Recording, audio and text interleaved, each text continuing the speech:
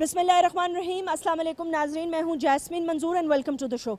नाजरीन, आज के स्पेशल प्रोग्राम में हम आपकी मुलाकात करवाएंगे एक ऐसे शख्स से जिसे स्पेशल इन्वेस्टिगेशन यूनिट और जमशेद टाउन के थाने ने कराची में कार्रवाई करके पकड़ा है। उनका कहना यह है कि ये एक सीरियल किलर है जो कि मज़ार कायद से अमूमन ख़वातीन को उठाता है और उठाने के बाद अब तक आने वाली इत्तलात के मुताबिक कुछ लोग ये भी कहते हैं कि ज़्यादती करके उनके टुकड़े टुकड़े करके यानी कि उनको मार के फेंक दिया जाता है। इस शख्स के पीछे काफ़ी अरसे से पुलिस पड़ी हुई थी और ये भी बताया जाता है कि ये एक रिक्शा चलाने वाला शख्स है और शायद इसका दिमागी जो तवाज़न है वो भी इतना ठीक नहीं है। हमने ये भी सुना है कि शायद ये पहले भी कैद काट चुका है। आज के प्रोग्राम में हम इनके जिनको मारा है उनके घर वालों से भी मुलाकात कराएंगे, इस शख्स से भी ये पूछेंगे कि आखिर ये क्यों ऐसी हरकतें करता रहा और पुलिस को कब शुबा हुआ। पता ये चला है कि कराची के मुख्तलिफ इलाकों से छोटी छोटी बोरियों में जो है वो औरतों के मुख्तलिफ अज़ा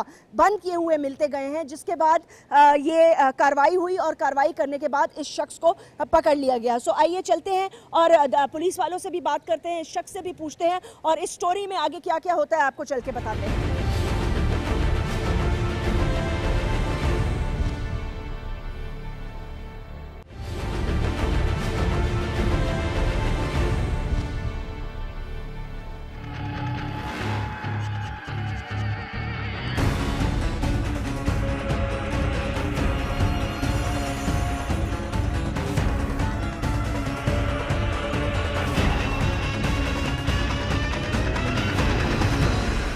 नाज़रीन, जिस तरह मैंने आपको बताया था कि ये एक बड़ा ही अनफॉर्चुनेटली अनोखा केस है और जाहिर सी बात है ख़वातीन तो इससे वैसे ही हरासा होंगी।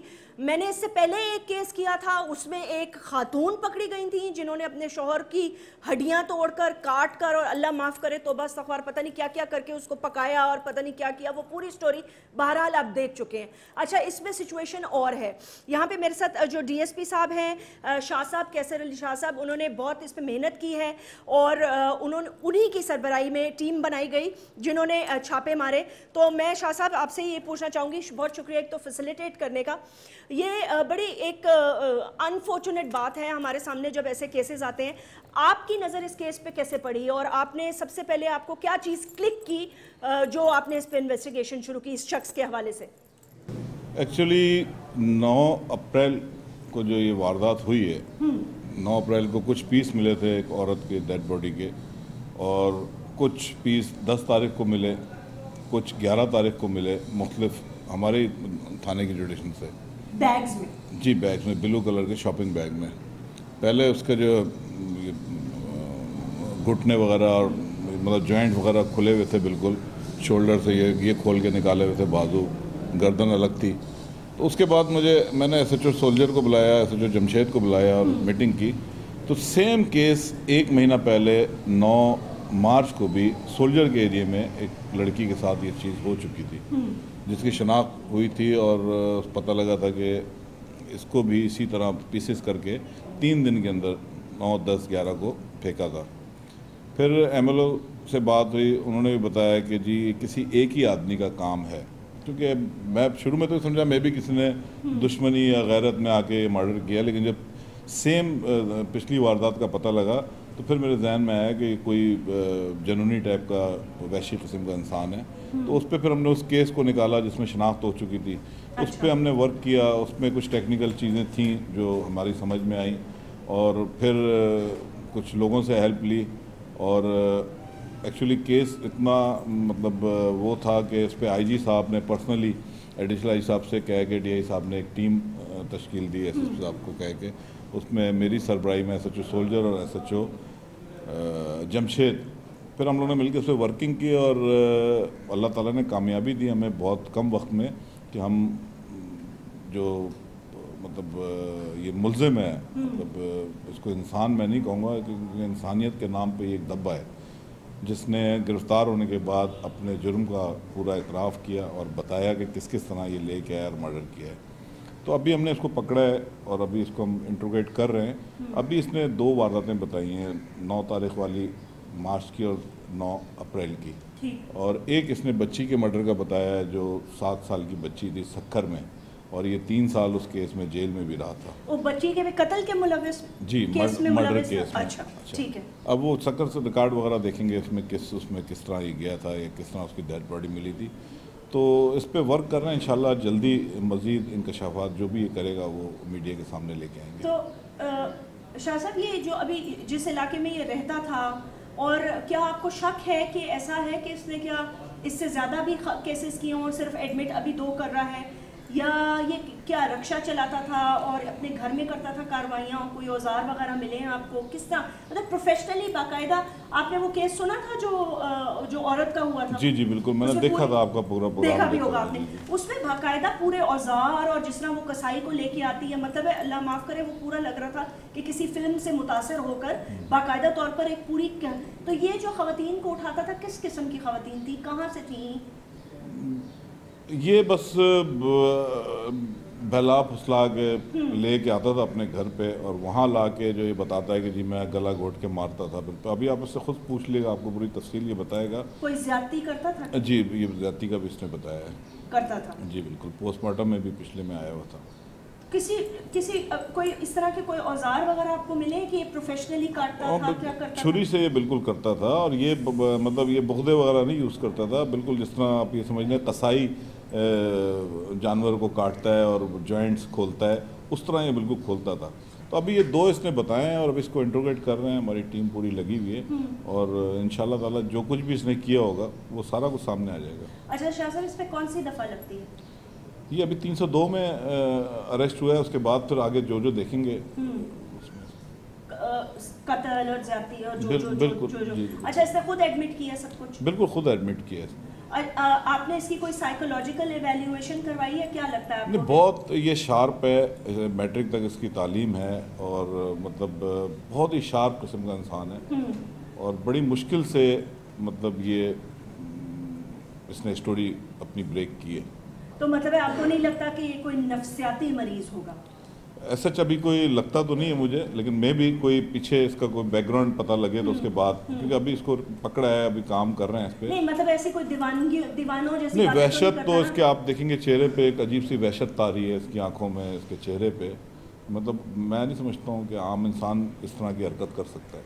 और क्या कहता है वैसे कि औरतों से मैं नफरत भी करता हूँ? औरतों से मुझे नफरत है। अब औरतों से क्यों नफरत है, तो अब इसको देखेंगे, इसका फैमिली बैकग्राउंड वगैरह क्या इसके साथ प्रॉब्लम हुई है, और क्यों ये इस तरफ आया और इस तरह के कामों में ये। हालांकि आपने मुझे बताया कि इसकी बीवी बच्चे हैं माशाल्लाह। हाँ, इसकी बीवी है, 8 बच्चे हैं इसके, 5 बेटे हैं, 3 बेटियां हैं इसकी।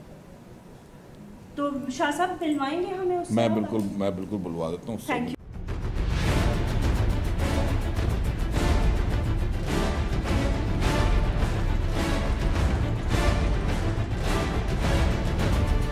नाज़रीन, जैसे हमें शाह साहब बता रहे थे, अभी यहाँ पर हमारे साथ जो उनके टीम के मेंबर्स हैं, SHO खुशनूद साहब हैं और साथ उनके SHO हमायूं साहब हैं। ये इनके मातहत जो टीम बनी थी, इन्होंने बड़ा हार्ड वर्क करके और ये केस आपके सामने लाए हैं। बहरहाल मैं आप लोगों का तो शुक्रिया ही करना चाहूँगी, मैं ख़ुद एक खातून हूँ। ये आपका नाम? मोहम्मद रफ़ीक बाजी। तो थोड़ा सा बता सकते हैं कि ये इतना घिनौना जुर्म क्या सोच के किया आपने, क्यों करते थे? जी बाजी, क्यों? बस पहला वाला जो मसला था, मेरा दोस्त था वो लेके आया था, उसने किया था, उसके साथ में मिल गया था। ऊंचा बोलो। जी सर, उसके दोस्त के साथ में मिल गया था, बस वो हो गया था। बाद में जो ये मसला मेरे से हो गया, ये मेरे थे माना बस दिमाग से कुछ जहन में ही नहीं आ रहा था क्या हो रहा है क्या नहीं हो रहा है। क्या मतलब, मुझे थोड़ा बताएं, किया क्या आपने? कैसे कहानी शुरू कैसे हुई? क्या आप रक्षा चलाते हो, क्या करते हो, काम करते हो? बाजी मैं रक्षा चलाता हूँ, मैं सखर से आया हुआ हूँ। पहले ये जो पहले वाली थी खातून जी, वो मेरा दोस्त लेके आया था मेरे को, उसने फ़ोन किया, बोला है कि भाई आप कहाँ हो? मैंने बोला भाई मैं फलाने का गार्डन के फुहारा चौक की साइड पे हूँ। बोला 2 मिनट मेरे पास आ जाओ थोड़ा जल्दी।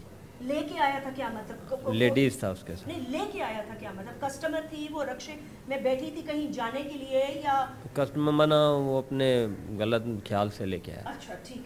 तो मैं आ गया उसके पास, तो मेरे को बोला उसने भाई आप मुझे जगह दो घंटे 2 के लिए। मैंने बोला भाई ऐसे नहीं हो सकता है, बहरहाल उसने मेरे को मिन्नत की, मैंने उसको जगह दी। फिर मैंने उससे अंदर ये पूछा कि कौन है, कहाँ से ले, बोला ये मेरी पुरानी गर्लफ्रेंड है, इसमें से तुम बात नहीं करो। बहरहाल उसको मैंने जगह दी, चाय माय पिला के। कौन सी जगह? जगह कौन सी थी? जिसमें रहता था मैं, पटेल अपना पार्क। घर? हाँ जी।